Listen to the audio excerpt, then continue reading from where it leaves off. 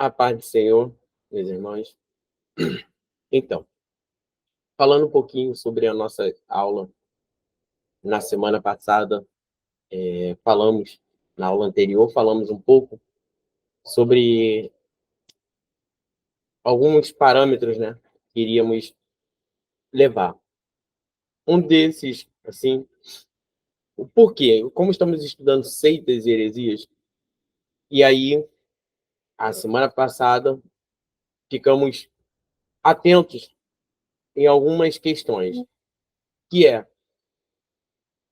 por que estudar as falsas doutrinas? Ou seitas e heresias. Por que estudar seitas e heresias?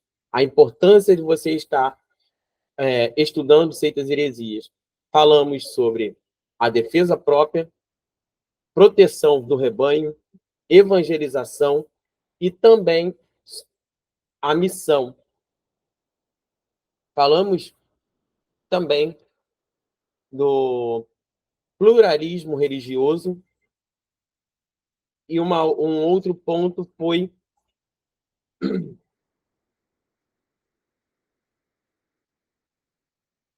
o ecumenismo religioso. E logo depois tratamos que é algo importante, né?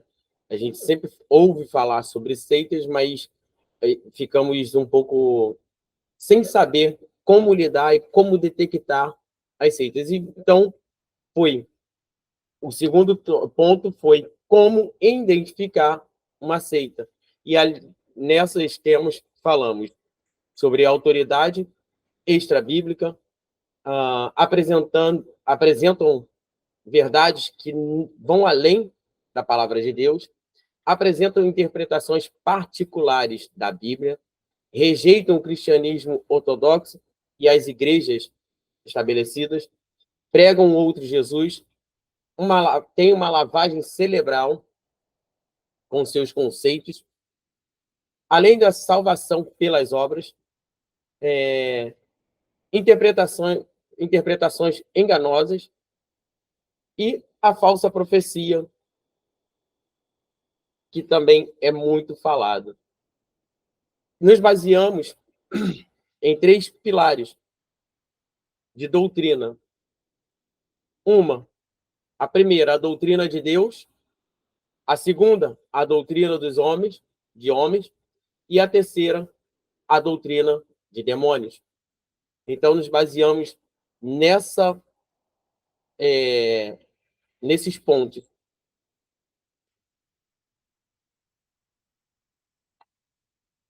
Sendo assim, hoje, queríamos abordar um pouco mais, abrir um pouco mais esse assunto. Não vou estar falando o específico de cada seita. Ficamos aqui acordados, né, de estar trazendo esse tópico de cada seita. Eu vou estar colocando lá no YouTube e estar colocando no grupo. Eu vou estar falando sobre cada uma. Cada aula eu vou estar falando.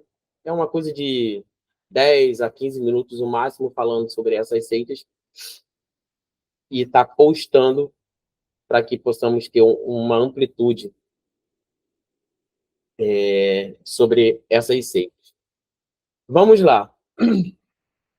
Ecumenismo religioso, para a gente ter um pouco mais de ciência aí. É o processo de busca pela união, apesar das diferenças. Uma unidade entre as igrejas e outras religiões. Isso é uma coisa que tem acontecido, essa união, esse ecumenismo religioso. Eu estava ouvindo até mesmo de um pastor que daqui a pouco temos que nos acostumar, porque daqui a pouco a igreja terá que se unificar com outras religiões. E me causou muita tristeza, porque isso é uma grande verdade que tem se alastrado esse jeito de juntar a igreja com o mundo. Além de juntar a igreja com o mundo, esse ecumenismo religioso tem juntado todas as religiões e muitos, infelizmente, têm aderido a isso, têm se aproximado a essas tendências. Onde que a gente vê isso, Jônio? Quando a igreja aceita o mundanismo dentro dela, quando eu falei várias vezes em cultos pagãos, quando aceitamos que os nossos cultos já não é só questão de Cristo, tem que ter um algo a mais ali e a gente vai implementando essas coisas. E quando há duas igrejas em uma só, como pode acontecer isso? Um exemplo, quando se junta a Igreja Católica junto com a evangélica e fazem o mesmo culto, cada um com seus pensamentos e cada um professando ali a sua fé. Certo? E logo depois falamos sobre essa pluralidade religiosa que tem acontecido. Isso em grandes escalas, essa pluralidade do evangelho, as coisas acontecendo no nosso meio, além da falsidade ideológica, né, que tem, os nossos cultos já não são tão voltados para Deus, mas sim um misto de muita coisa entrando ali. E aí, agora, nessa aula, estaremos entrando, falando um pouco sobre as seitas, os nomes, e colocando algumas coisas aqui. E, no final, eu quero colocar duas velhas novas, né? Aí, para que possamos estar em alerta. Estamos vivendo em um tempo que tem se aceitado muita coisa no nosso meio, tem se alavancado muitas ideias e que a gente, por não examinar as escrituras, muitas das vezes não atentamos para o que está acontecendo, a gente acaba aceitando, porque acabou saindo dos nossos púlpitos, né, Fabiano? Essa questão do evangelho puro, muito bem explanado, e junto com esse evangelho, a gente está sempre colocando o emocionalismo ou a automotivação, ou a motivação, né, aos crentes, e acaba perdendo a essência. Mas vamos lá. Agora eu quero falar de algumas que talvez vocês conheçam e talvez vocês ainda não ouviram falar. A primeira, sobre o hinduísmo. Essa seita,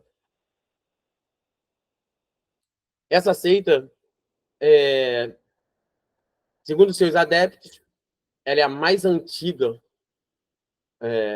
seita que tem, a religião que tem, e ela é oriunda da Índia. E o nome hinduísmo é exatamente hindu, do povo indígena.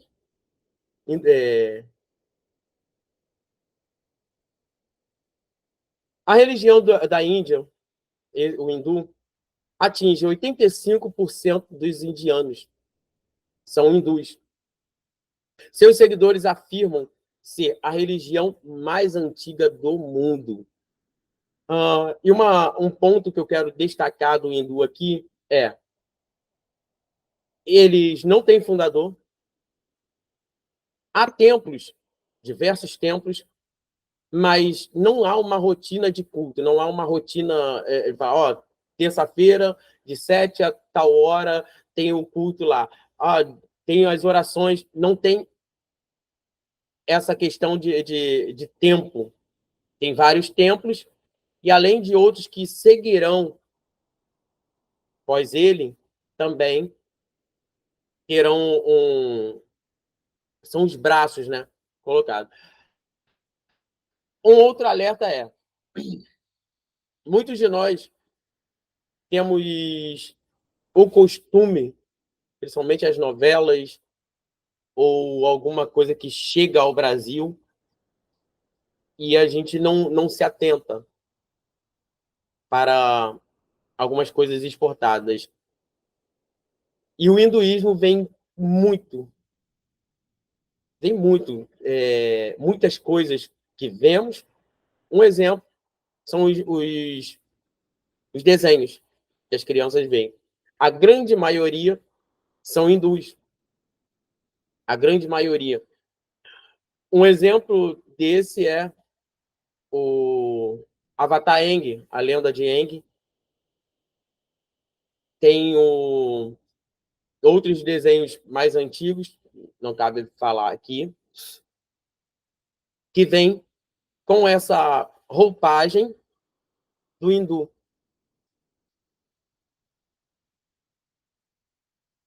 Vamos para o segundo, que é o jaísmo. Alguém já ouviu falar no jaísmo? Alguém já teve essa compreensão? Já ouviu falar nessa seita?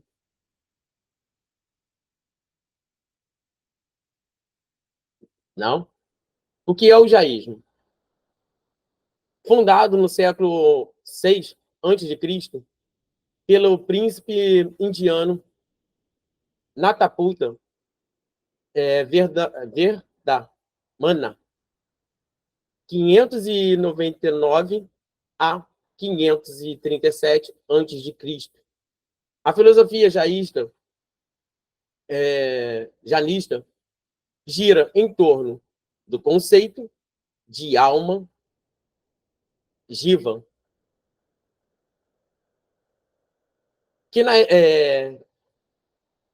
que existia presente, encontra-se encarnado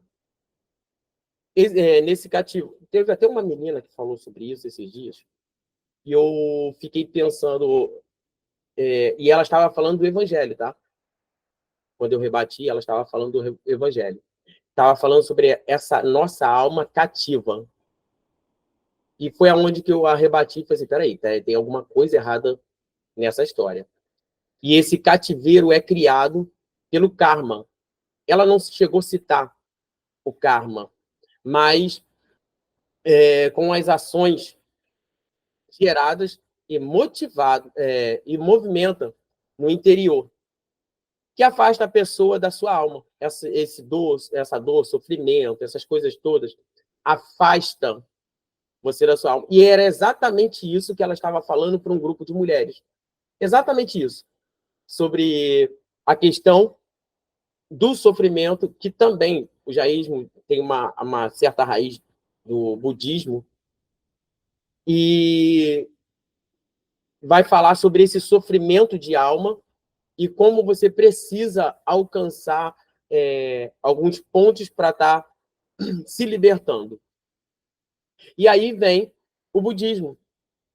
Estamos na terceira, que vai falar o quê? É um sistema ético, religioso e filosófico fundado por um príncipe hindu. Para você ver que o hinduísmo, né, é bem antigo. Aí é o Siddhartha Gautama, que possivelmente aí 563 a 483 antes de Cristo. Não é uma data tão precisa. Por volta do século VI antes de Cristo.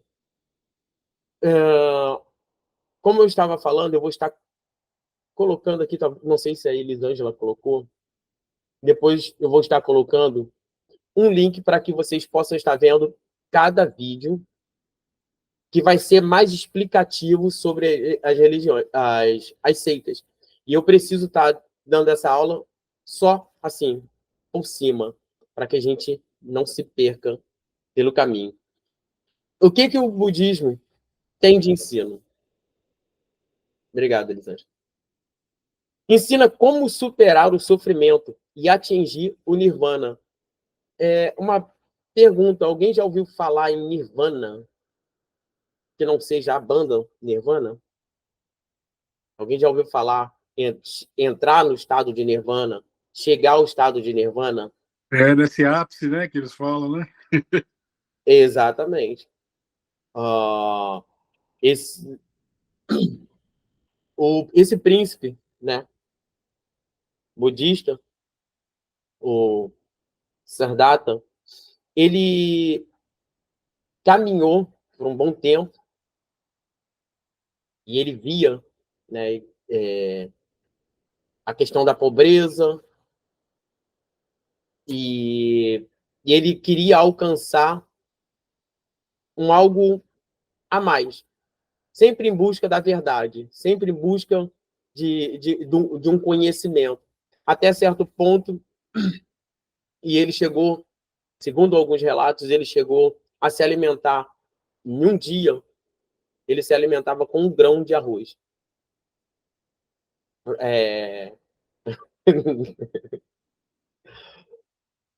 É uma dieta boa.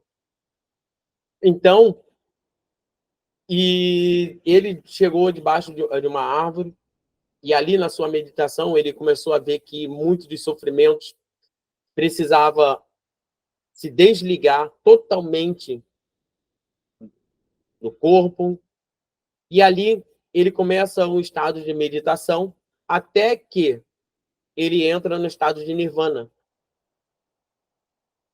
que é aí você vai anulando algumas questões até chegar ao estado de nirvana, que é o estado completo de paz. E tem muitos que têm esse segmento. Eu já vi até dentro da igreja, e como eu falei agora há pouco, recentemente, eu assisti numa palestra, eu ouvi isso, não com essa palavra, que aí pesaria até demais alguém chegar e falar, não, você tem que entrar no estado de nirvana, mas a pessoa chegou a falar uma coisa que é bem conhecida em algumas seitas, que é chegar até o 8º portal para alcançar uma plenitude ali. E aí eu, depois que ela falou isso, eu tive que rebatê-la.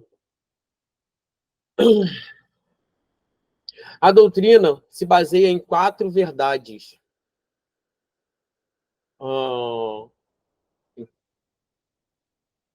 Aí vai ter ali aplicação, que é a existência da dor. Você precisa estar passando por essas doutrinas, né? Que é a existência da dor, a origem da dor, para que você chegue ao ato.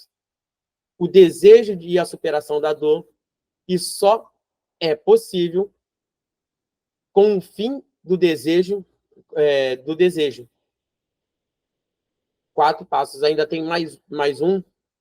E tem um ponto que é muito colocado, que é o caminho dos 8 passos, que é muito falado, é uma doutrina, e você, para chegar até o nirvana, precisa passar por essa doutrina e seguir o passo a passo ali para que consiga, certo?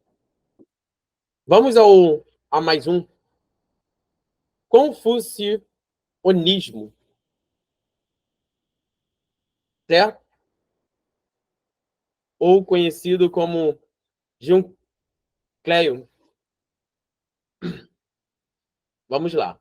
Religião oriental baseada nas ideias do filósofo chinês Confúcio, de 551 a 479 a.C.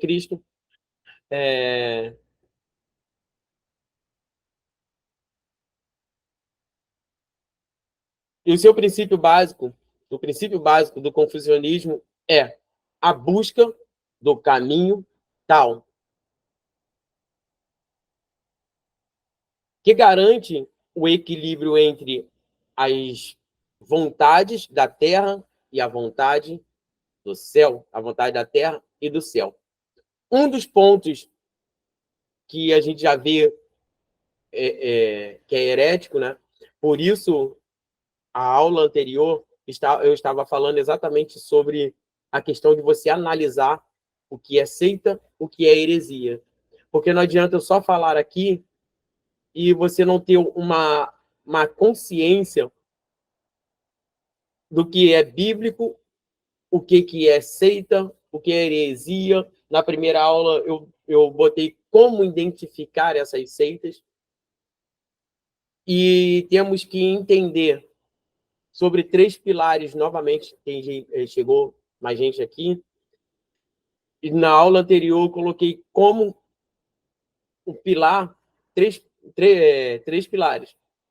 A teologia, ou melhor, a doutrina de Deus, a doutrina do homem e a doutrina de demônios.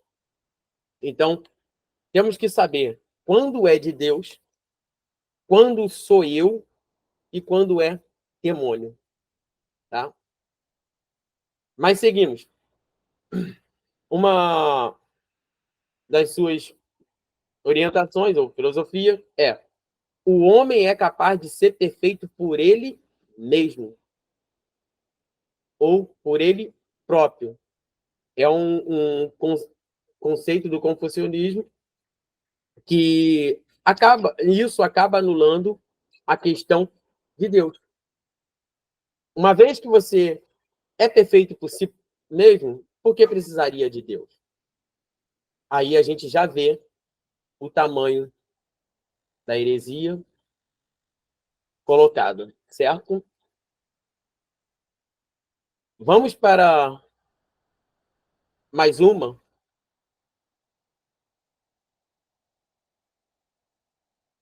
O teoísmo. O teoísmo se baseia no sistema politeísta, que são vários deuses. A filosofia, a crença que assimilam os antigos elementos místicos e enigmáticos da religião.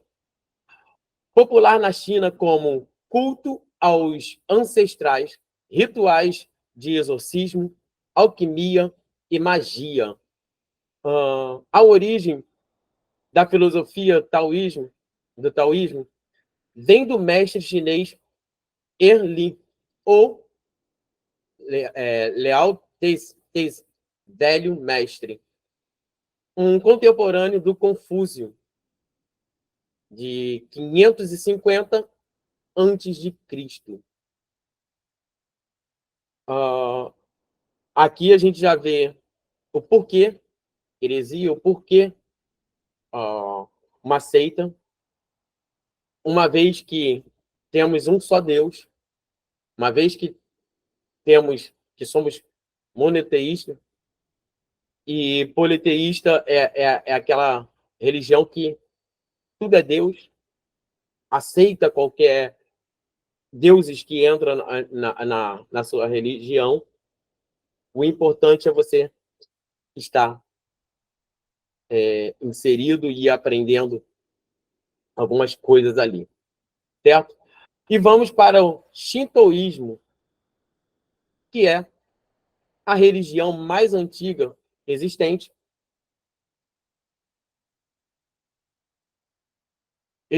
no Japão.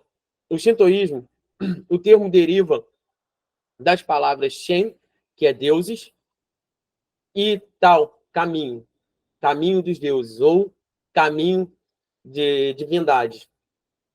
Seus pilares são natureza, família, tradição e a limpeza e a pureza pessoal.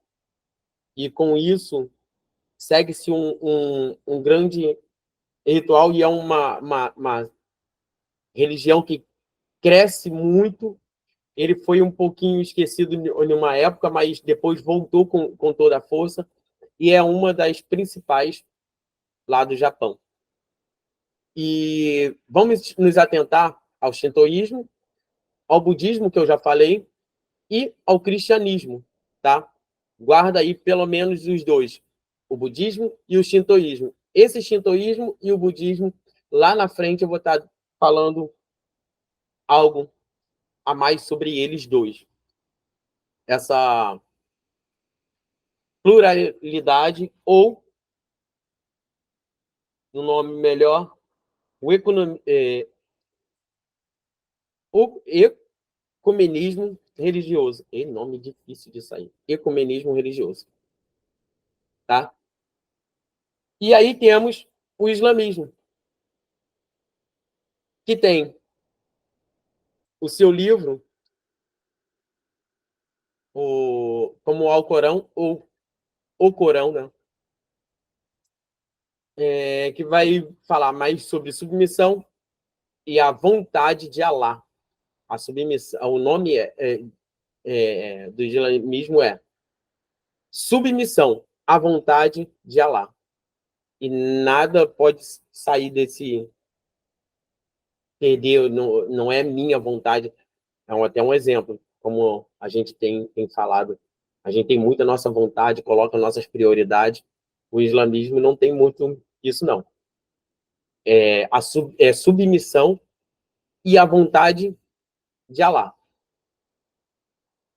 Religião monoteísta. Religião monoteísta, baseada nos ensinamentos de Maomé. Eu também vou estar colocando esse vídeo para que vocês vejam. O profeta. Situada na Arábia, o islamismo é a segunda maior religião do mundo, perdendo apenas para o cristianismo. É bem assustador. E aqui eu vou estar falando de dois. Aqui eu gostaria até que muitas pessoas tivessem, mas eu vou estar falando de dois aqui. Esse, principalmente, os irmãos que estão, se atentem. Alguém já ouviu falar na igreja do Seishonoei? Só levantar a mãozinha aí. Isso aí é misticismo puro, né? Oi? Misticismo puro, né? Essa é a que eu falei para vocês se atentarem, do budismo e o shintoísmo. O movimento Seishonoei é uma mistura do shintoísmo, que é do Japão, o budismo e o cristianismo.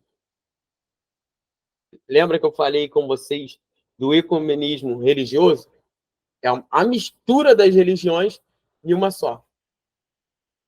E eu não sei quantas tem no Brasil, mas tem já um movimento no Brasil, já tem tempo.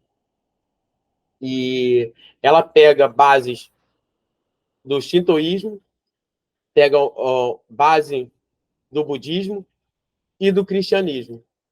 E esse movimento afirma ser a harmonia de todas as coisas do universo e da reunião de todas as religiões.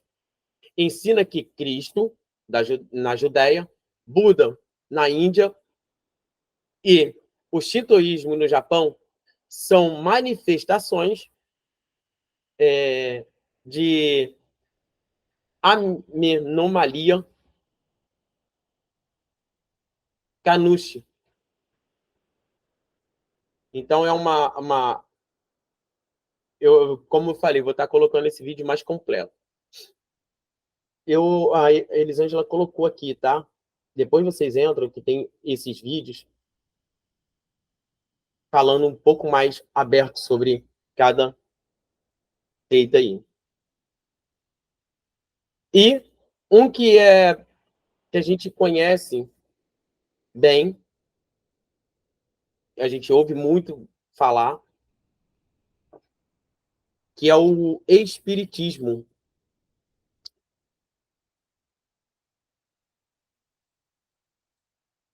E ele vem, assim, se consiste no mais antigo engano religioso que já surgiu. Porém, em sua forma moderna, como hoje é conhecido, seu ressurgimento se deve por duas jovens norte-americanas, a Margaret e a Kate Fox, dos estados de Nova York. O Segato já ouviu falar, não já, Segato? Como...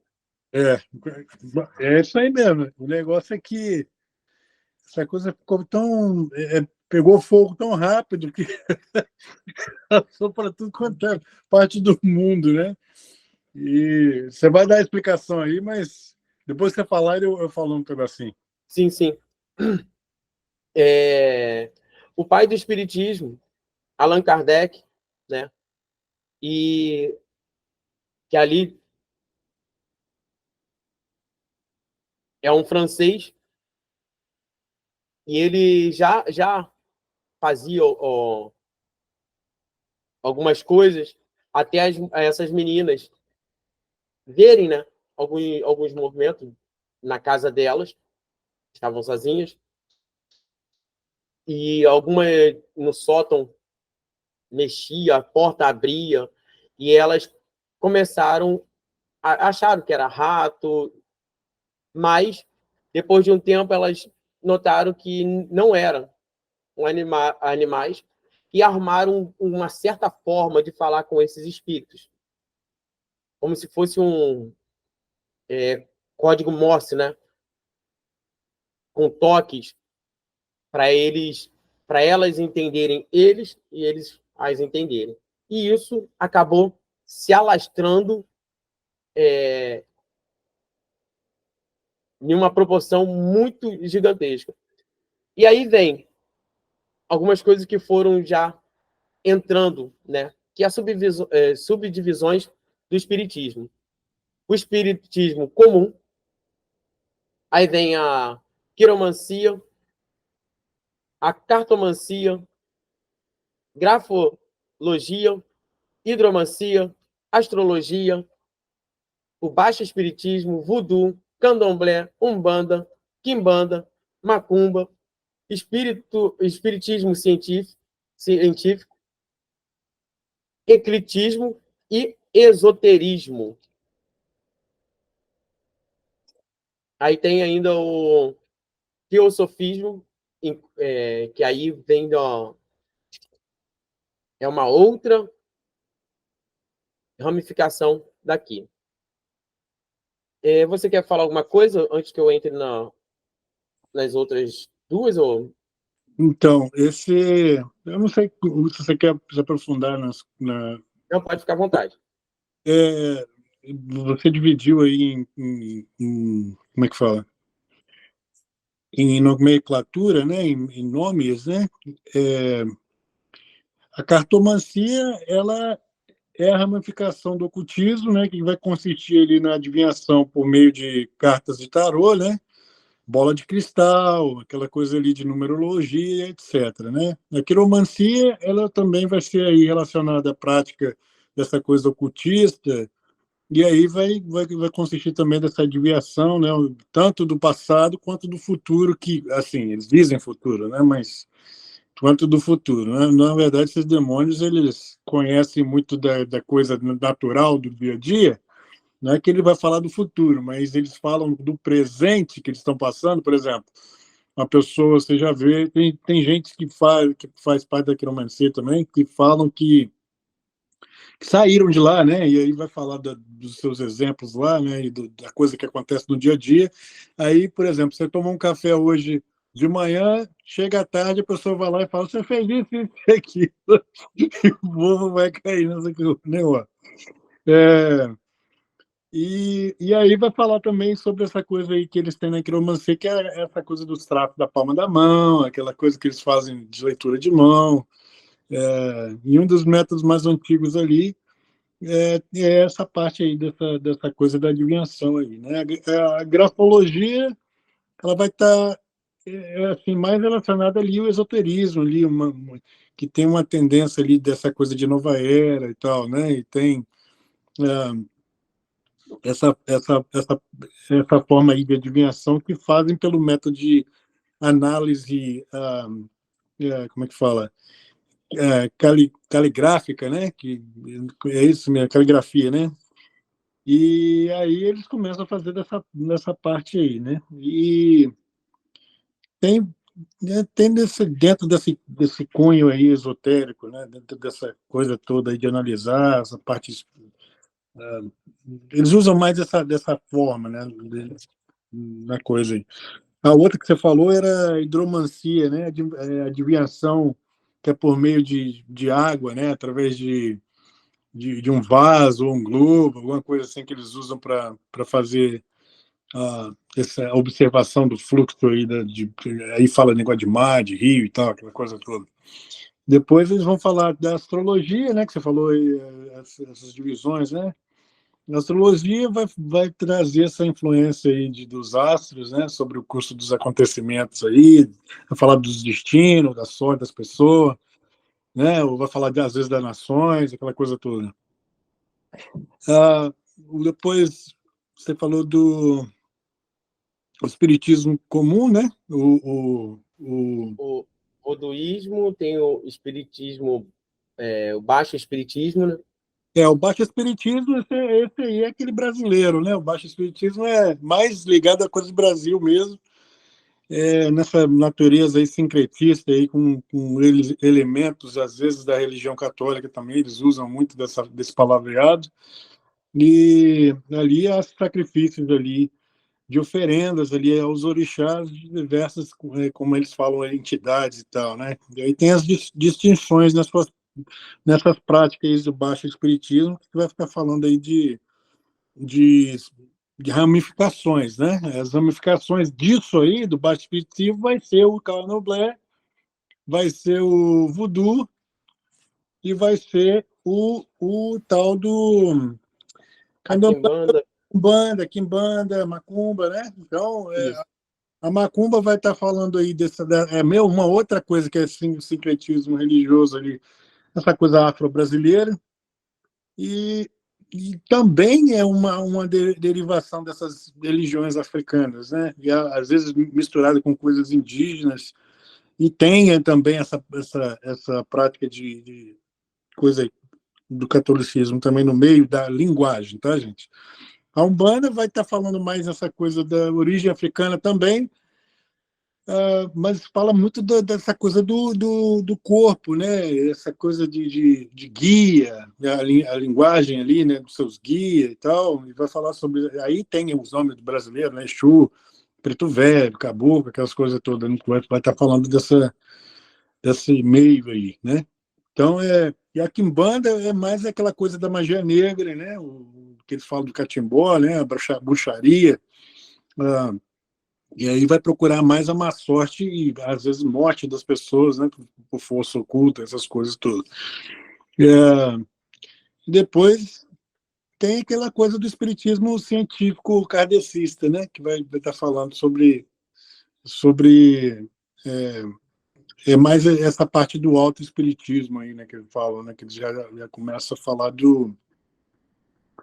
uma coisa mais é tipo um espiritualismo, né? Uma coisa assim, meio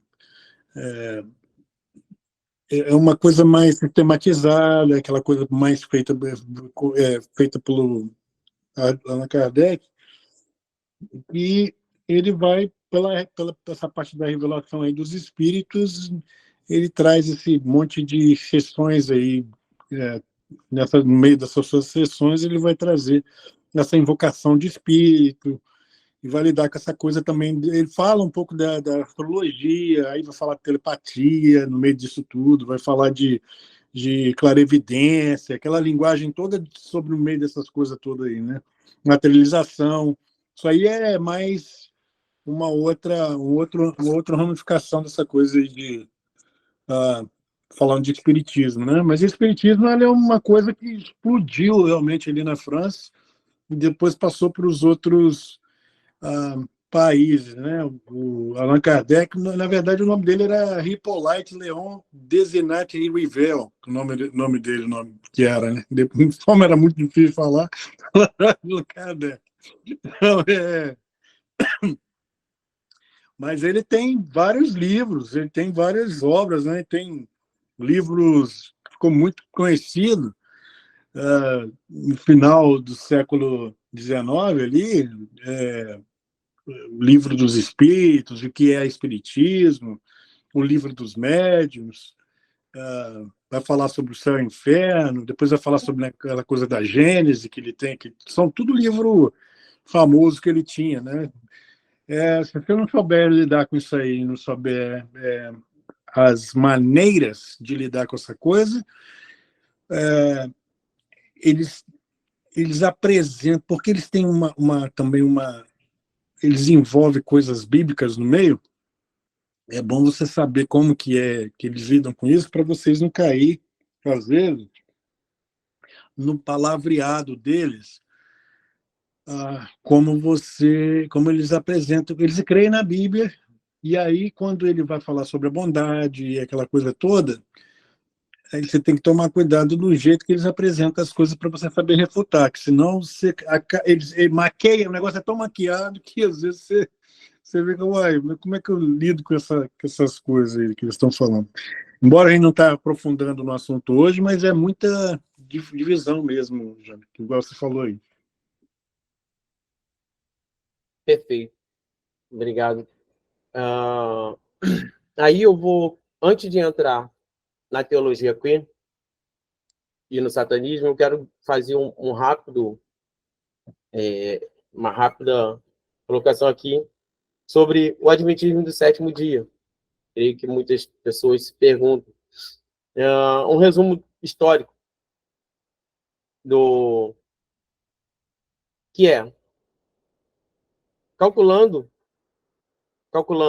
que a data de 2.300 dias da profecia de Daniel representava um ano, Miller tomou o Congresso de Esdras, que cativou do cativeiro no ano de 457 a.C., como ponto de partida para calcular que Cristo voltaria à Terra em pessoa no ano de 1834. Esta previsão fora feita em 1818.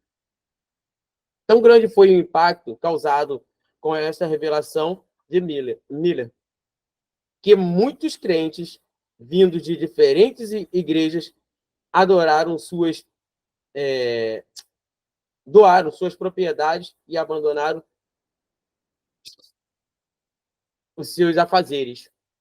Além disso, né, a gente já sabe que essa profecia não deu em nada e causou um grande problema isso.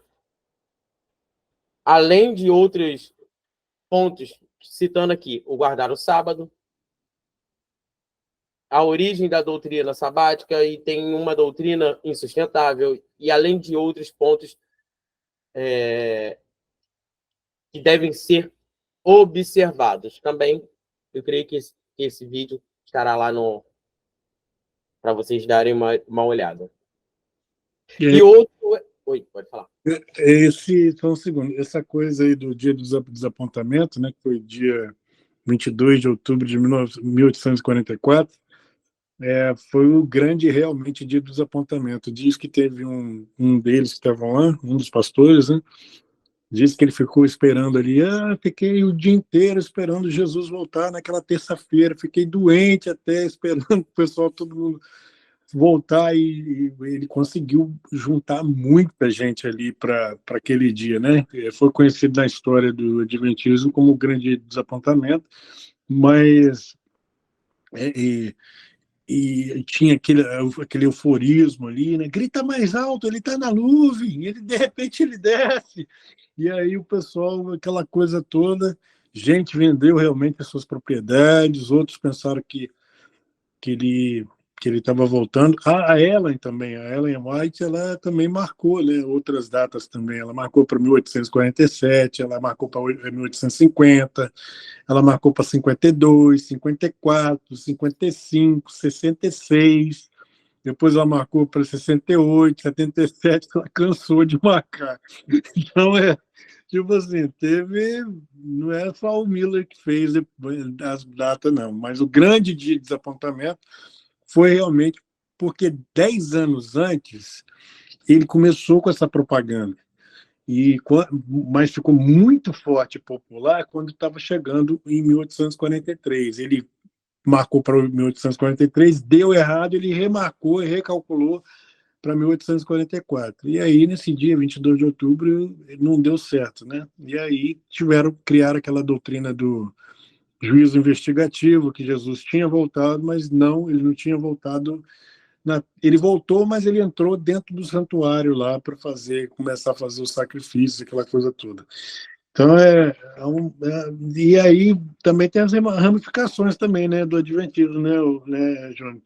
Que tem a Igreja Cristã do Advento, a Igreja de Deus Adventista, a União de Vida e Advento, depois tem as Igrejas de Deus em Jesus Cristo. Então, são, entre outras divisões aí que foi criada ali depois que aconteceu aquela coisa toda, né? Mas continue. E o outro é uma que conhecemos bastante, que é a Testemunho de Jeová. O Charles Taze Russell, né, fundador da seita do Testemunho de Jeová. Eu também vou falar bem rápido alguns pontos que a gente vê. Não tem muito a questão da transfusão de sangue, não se pode fazer porque tem o regimento ali que a vida corre no sangue, não pode estar transferindo para outros, além os grandes problemas teológicos que eles têm, né? Principalmente o escatológico,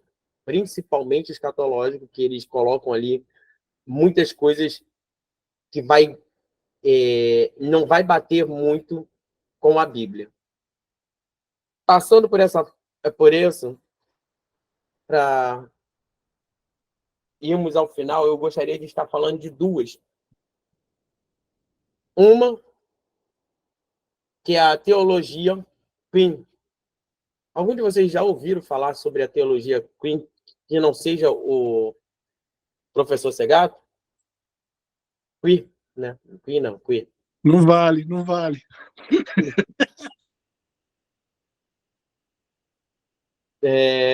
Então, essa teologia queer,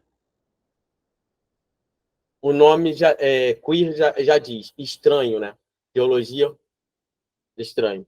Que vai ser voltado muito ao homossexualismo. Essa nova teologia. E isso tem abraçado e alargado as portas, assim, com os dois pés na porta da igreja e tem entrado. Entrado mesmo. A gente acompanha aí, tem já as igrejas LGBTs, mas esse método teológico, desenvolvido a partir da abordagem filosófica da teoria queer, construído por estudiosos como Marcelle, Lisa, Michel, a Foucault, Gayle, Eve e Judith. E além de outras pessoas que também corroboraram para isso. A teologia queer começa com a compreensão de que há variações de gêneros e desejo queer sempre estiveram presentes na história humana, e inclusive, nas traduções da fé e os seus textos sagrados, tanto judaicos quanto bíblicos. Eles pegam alguns trechos e tentam afirmar que desde o princípio há uma aceitação nesse grupo, na Bíblia. Então, essa é a... E convence, tá? É porque a gente não tem o costume de estar lendo, nos aprofundando. Quando eu dei aula sobre casamento, em uma das aulas eu estava falando sobre Ish e Shá. E que antes de serem Ish e Shá, era Ish e Shá junto. O homem em uma composição. Aonde eles pegam esse trecho e se baseia que antes de ter homem e mulher, o homem era unissex. E aí há uma grande... Johnny, explica para eles o que é ish e chá. Ish é a costela, né? Então é Isso, costela. isso. Ish e Shá. Vamos lá. E está no trecho lá em Êxodo. E criou Deus, macho e fêmea.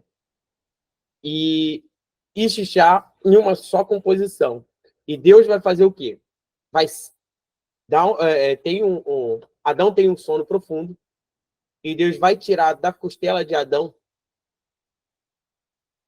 e vai formar a mulher.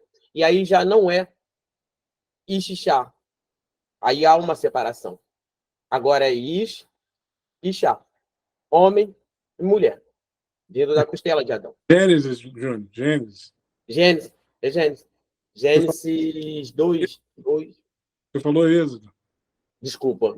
Perdão, gente. E no capítulo 1, que vai especificar melhor a criação. 1:27, para vocês estarem aí. E criou Deus, o homem, a sua imagem e semelhança. A imagem de Deus o criou, macho e fêmea, os criou. Tá? E quando há essa separação, vai dizer... Aí pega a questão da aliança, né? Que agora eles estão separados, mas quando eles coabitam, quando o homem e a mulher voltam a se relacionar, agora novamente é uma só carne. Se torna o Ixixá novamente, em uma só carne, tá? Mas vamos para finalizar. Alguma coisa, Fabiano? Posso seguir aqui? Então, essa coisa de você está no LGBT ainda? Isso aí. Então, essa coisa, você vai falar mais alguma coisa sobre o LGBT ou não? Não, pode falar. Então, a teologia LGBT, é, numa outra oportunidade, a gente vai estar, eu vou estar, eu e o Júnior vamos estar destrinchando tudo isso aí, sobre essa teologia LGBT. Foi investido, gente, 8 milhões de dólares nos teólogos do LGBT aqui nos Estados Unidos para trazer essa concepção teológica. E eles fizeram até agrupamentos, para você ter uma ideia, de grupos de 5 para ir em igrejas para fazer questionamentos sobre os versículos que falam sobre o LGBT, a questão do homossexualismo dentro da proibição bíblica. Então, e a pegada era: você chegava para a pessoa e perguntava se ele falava o hebraico ou o grego, e eles já sendo formados em hebraico e grego, esses teólogos da teologia queer, faz o questionamento, e quando o pastor responder que não, ele vai atacar o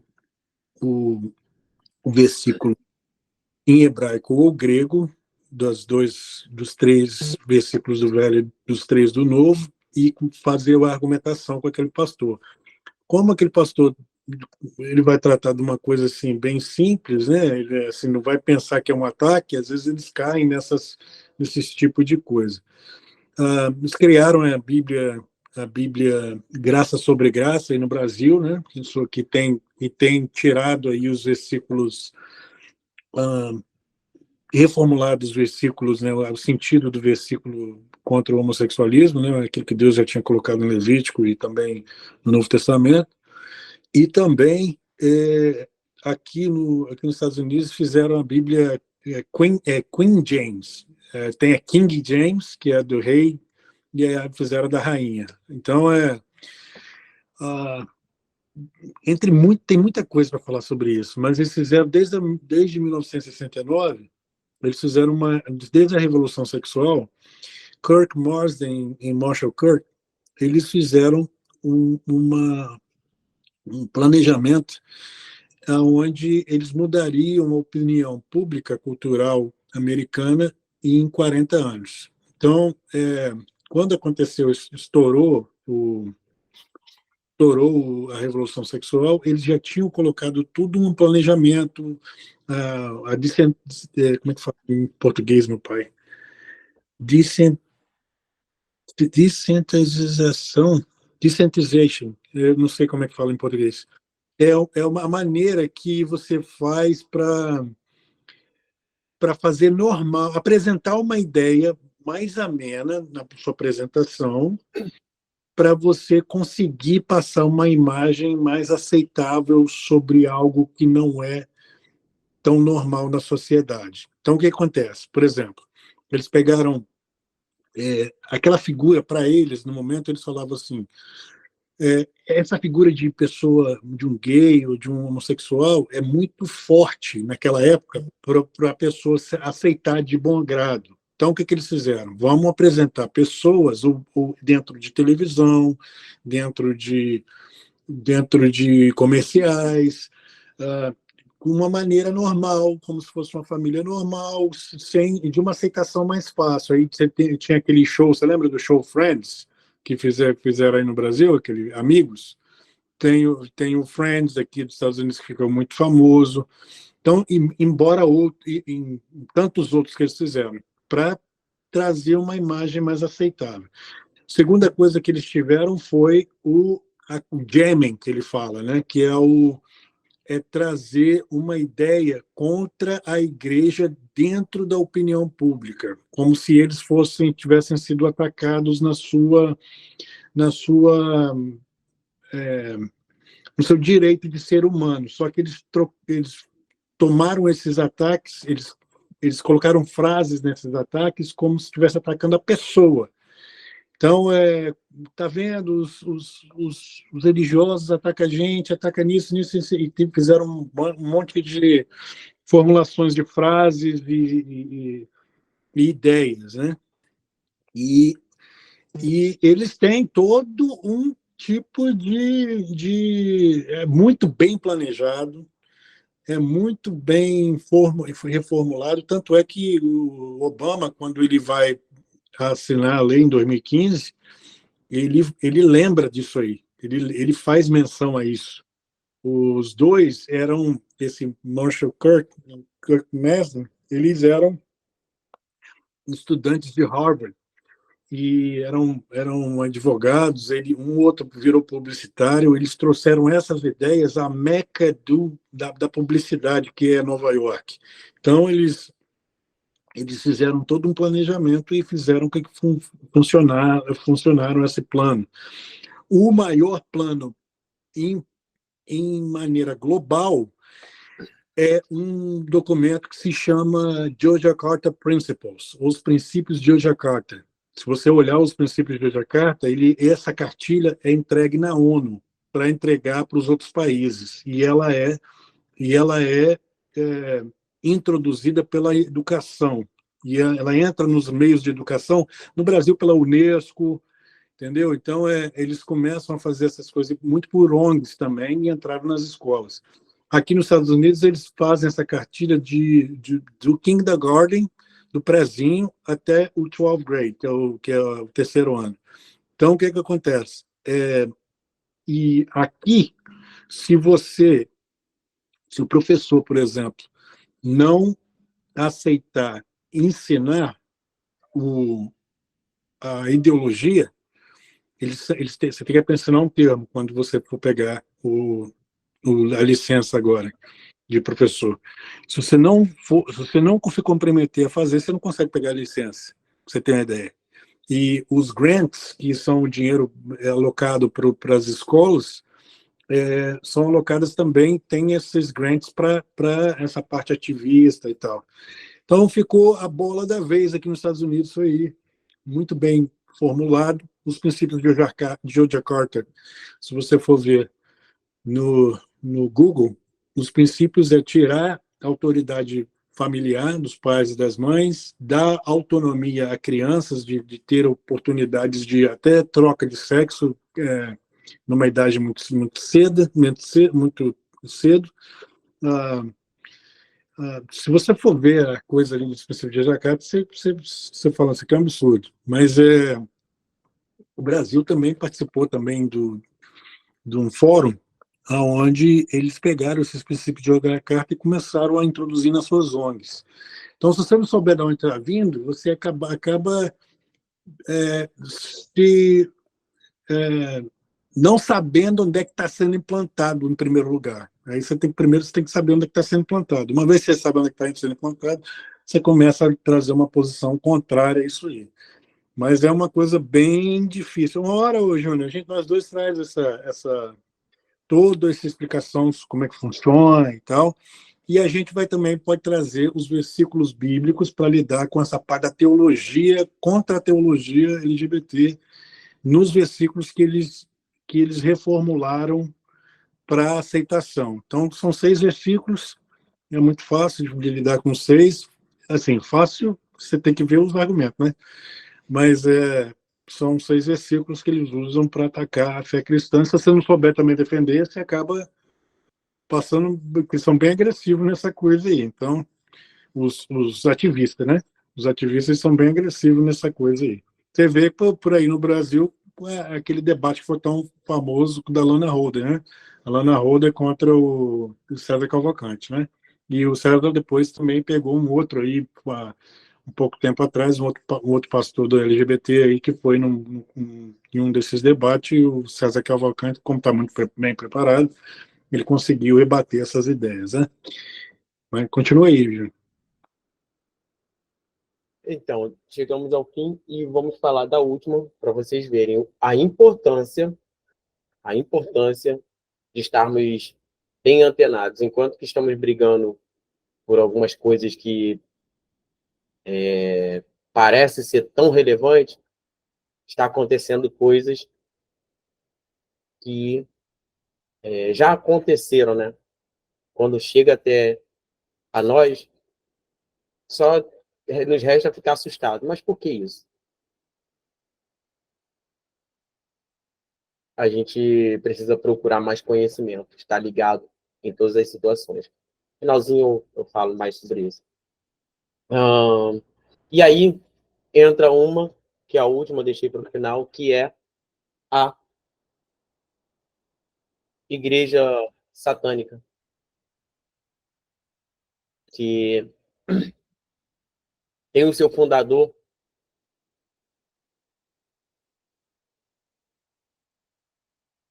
conhecida também como a igreja de Satanás, né? Tem como fundador Anthony, LaVey, Anthony LaVey.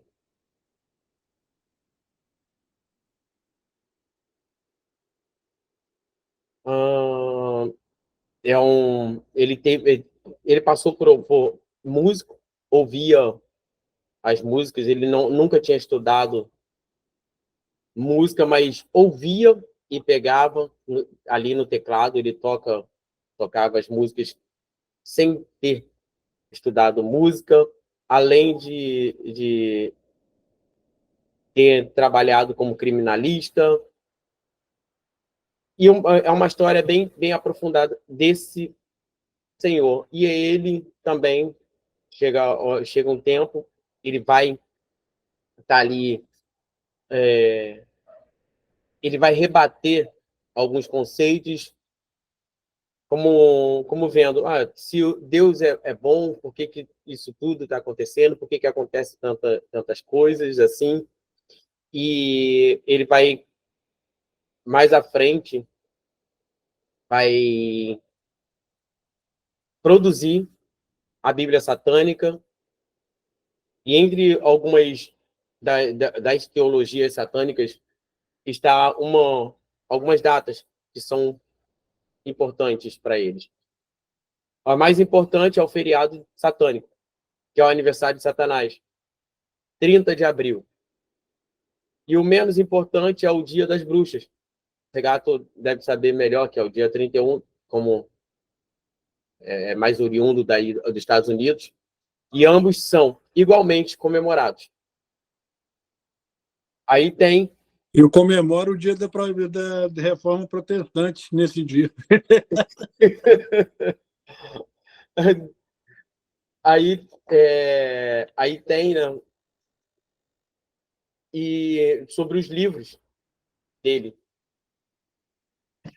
Alguns livros do satanismo, que é a Bíblia de Satanás, os rituais satânicos, a bruxa satânica e o caderno do diabo.